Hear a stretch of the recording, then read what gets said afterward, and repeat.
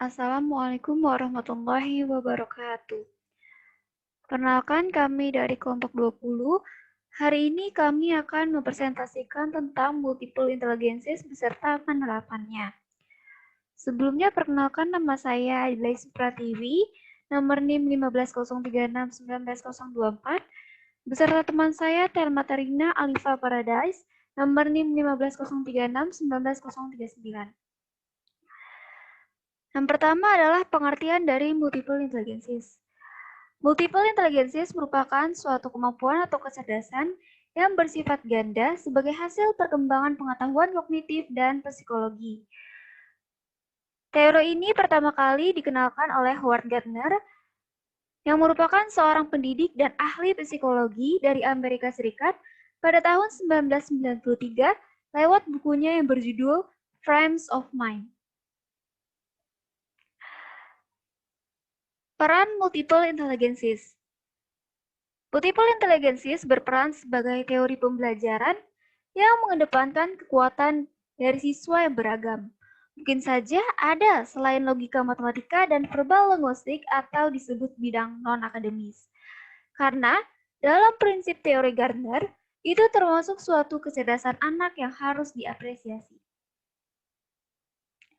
Yang pertama adalah konsep pendekatan menurut Howard Gardner.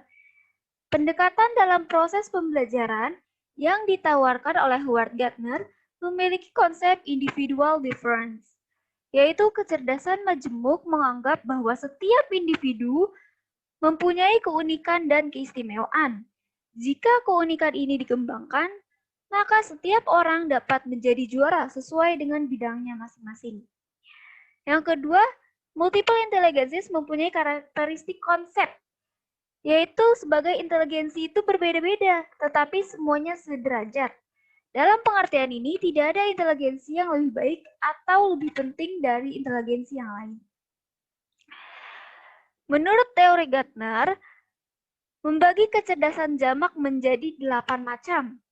Yang pertama adalah kecerdasan linguistik, yaitu kemampuan menggunakan kata secara efektif, baik secara lisan ataupun tertulis. Yang kedua, kecerdasan matematis logis, yaitu kemampuan menggunakan angka dengan baik dan melakukan penalaran yang benar.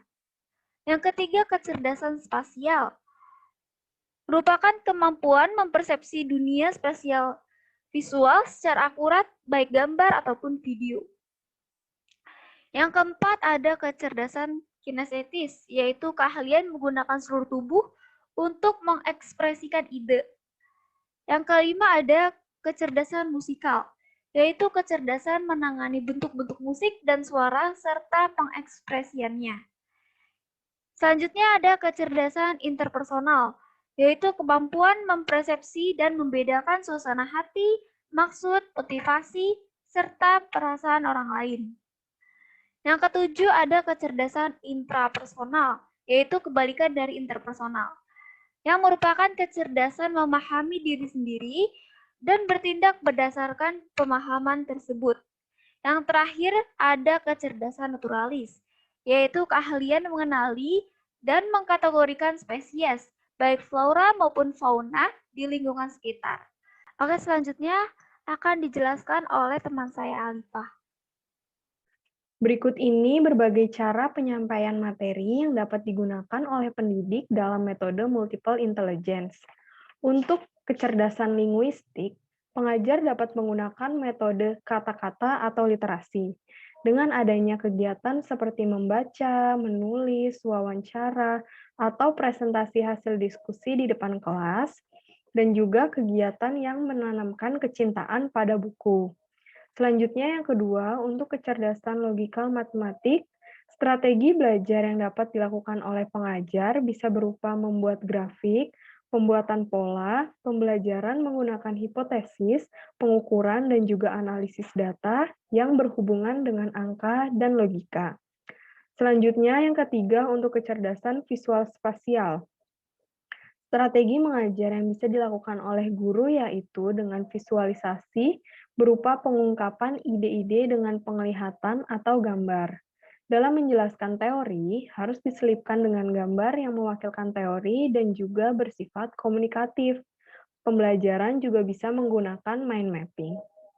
Selanjutnya untuk kecerdasan musikal atau musical intelligence, ada beberapa strategi belajar yang dapat dilakukan untuk membantu mengembangkan kecerdasan musikal. Contohnya, belajar dengan pola musik, mempelajari atau mengidentifikasi sesuatu dengan panca indera, dan menyetel iringan musik untuk membantu konsentrasi ketika melakukan pekerjaan yang berat. Selanjutnya, kecerdasan bodily kinestetik, strategi belajar yang bisa dilakukan berupa simulasi gerakan tubuh atau pengalaman fisik. Contohnya, pendidikan petualangan, perjalanan ke alam bebas, belajar melalui permainan teknologi, latihan fisik berupa senam, dan ataupun bermain peran. Untuk kecerdasan interpersonal, pengajar dapat menggunakan metode pengalaman sosial, contohnya dengan kerja kelompok untuk mengerjakan proyek, belajar melalui kolaborasi, dan juga berupa manajemen konflik.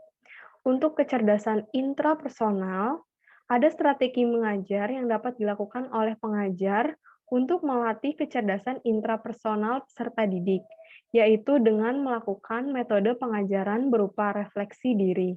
Dapat berupa motivasi diri, merefleksikan diri sendiri, dan belajar melalui perasaan, menanamkan nilai-nilai yang baik untuk menghasilkan sikap yang baik. Untuk kecerdasan naturalis, strategi mengajar yang dapat dilakukan berupa wisata alam, tugas penelitian lingkungan, atau mengamati gejala alam sekitar yang berhubungan dengan pengalaman di lapangan.